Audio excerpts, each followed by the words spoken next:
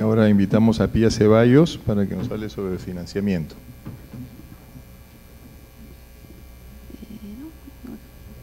Gracias, Carlos.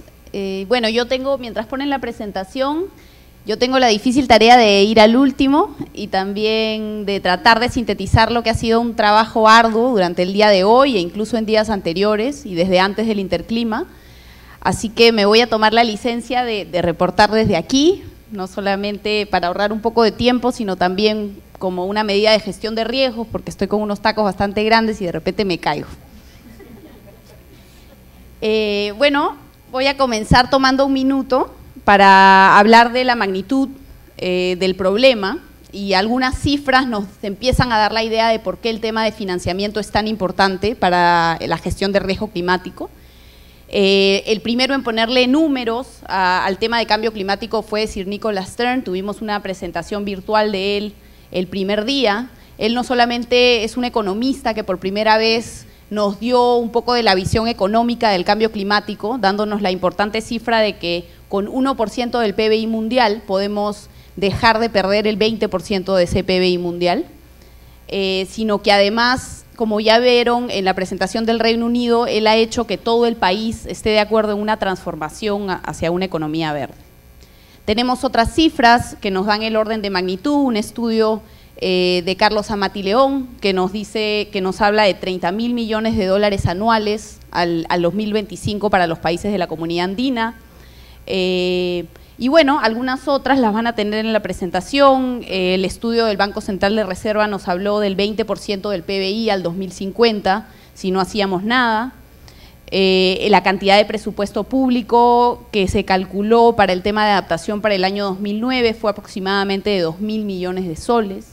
También tenemos algunos estudios, y esto es importante porque es parte de los avances en el tema de financiamiento, que nos dan algunos datos de cuánto perdería el Perú, de cuáles son los impactos sectoriales, de cuáles son los impactos incluso a nivel tan micro como que podemos calcular que podríamos perder, por ejemplo, alrededor del 8% de los rendimientos de cultivo de mangos al año 2030 por el cambio climático. Quise rescatar algunas citas de los propios expositores del Interclima para darnos una idea de cuál es el rol del financiamiento en la adaptación, en la gestión del riesgo climático. Sir Nicholas Stern nos dijo: el desafío del cambio climático es en gran medida de financiamiento. Adrián Fernández de México nos recordó que el financiamiento internacional para la adaptación es un tema político de fondo. Este es un problema que ha sido creado por algunos países desarrollados y los impactos los sentimos en su gran mayoría los países en desarrollo, ¿no?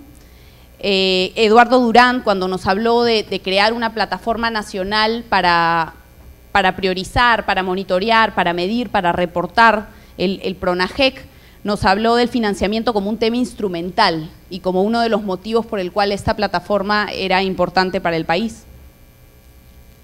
Pasando a los desafíos, les recuerdo un poco de la presentación de Javier Roca del MEF. Él nos habló de dos desafíos fundamentales. El primero era seguir aumentando nuestra productividad, seguir haciendo crecer nuestra economía en un escenario de cambio climático, ¿no?, con impactos, porque solamente con ese crecimiento podíamos hacer frente a los costos del cambio climático. Pero nos habló además del desafío que era seguir haciendo crecer esa economía, pero desacoplando el crecimiento económico de las emisiones de gases de efecto invernadero, que sabemos son a su vez las causantes del cambio climático, ¿no? Entonces, para no generar una retroalimentación negativa, tenemos que seguir creciendo, pero con menos emisiones. También Javier nos habló del desafío de introducir un cambio en el comportamiento de los agentes del mercado, ¿no?, a través de incentivos, a través de la internalización de las externalidades, de la prevención y de la flexibilidad del gasto para poder incorporar la poca predictibilidad que nos dan problemas como el cambio climático.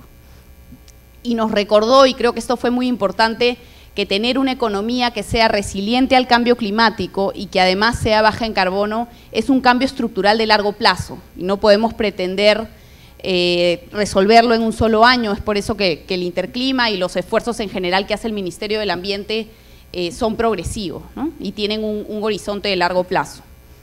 También tuvimos a Víctor Flat, él es un profesor que nos dio muy buenos consejos sobre cómo aumentar el acceso del Perú y de las regiones y de los municipios a los fondos internacionales y catalizar mayores inversiones. Nos habló de no solo ir por el canal multilateral, sino buscar también agencias bilaterales y fundaciones privadas que actualmente están interesadas en invertir en este tipo de proyectos de gestión del riesgo climático. Nos habló de tener programas y mecanismos como el PRONAGEC, para gestionar y para medir lo que vamos haciendo, porque los países y las regiones tienen que tener capacidad de absorber este financiamiento y gestionarlo bien. Nos habló también de generar programas con beneficios adicionales, de tratar de pensar en programas que aborden la gestión del riesgo climático y a la vez la pobreza, la gestión del riesgo climático y a la vez la mitigación de gases de efecto invernadero, la gestión de riesgo climático y justicia social, ¿no? entre otros. Nos habló también de lo importante que es acceder a mecanismos de mercados como los seguros, que ya están en marcha para gestionar los riesgos, de la información y los incentivos que necesita el sector privado de parte del gobierno y de parte de los gobiernos regionales. Y algo muy importante que también resaltó y que creo que va de la mano con lo que han dicho las regiones es dar poder, dar capacidad y dar recursos a los gobiernos locales, porque finalmente la adaptación es una tarea local.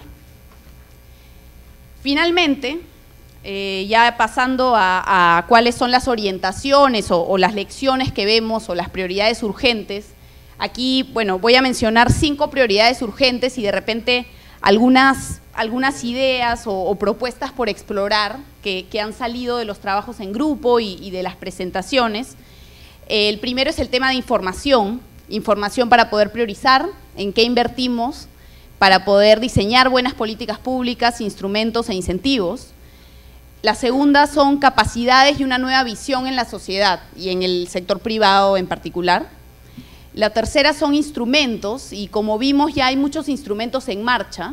En algunos casos hay que crear nuevos instrumentos, en algunos casos hay que modificar los que ya existen, ¿no? Algunas ideas de cómo esos instrumentos pueden ser modificados, por ejemplo, se habló en términos de la cooperación internacional, que es una de las fuentes y es uno de los mecanismos con los cuales financiar la adaptación, de un fondo permanente para la adaptación que se genere a nivel de la Convención Marco.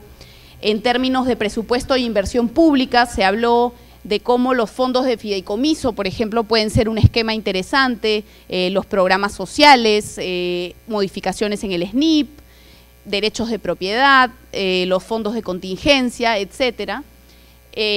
Por primera vez creo hemos pasado un poco de demandar y lo seguimos haciendo, pero demandamos la participación del sector privado, pero creo que hoy fue interesante que estuvo el sector privado en un panel dando ejemplos concretos de lo que están haciendo. Y bueno, se habló en ese caso de responsabilidad social empresarial, de microcréditos, nuevamente de fondos de fideicomiso, de certificaciones. Y finalmente también se habló de mecanismos mixtos como las asociaciones públicas-privadas, las obras por impuestos, que es un mecanismo que ya está en marcha y tiene mucho potencial para el tema de gestión de riesgos climáticos, ¿no? Todo esto como propuestas por explorar. Como un cuarto punto, una cuarta orientación, el sector privado pidió reglas claras e incentivos. Una de las cosas que se ha repetido ya creo en la mayoría de las presentaciones es este tema de cómo en algunos países han funcionado una ley de cambio climático, ¿no? Se habló en el caso de México, en el caso de Reino Unido, y también la implementación de mecanismos de derecho de propiedad que ayudarían a que el sector privado se involucre más en el esfuerzo, ¿no? Y solamente para terminar, otra de las orientaciones sería resaltar nuevamente la importancia de este mecanismo de priorización, gestión, medición y reporte que plantea hacer el PRONAGEC, que para el caso de financiamiento aumentaría la capacidad del Perú para recibir y manejar apropiadamente los recursos. Gracias. Muchísimas gracias, Pía.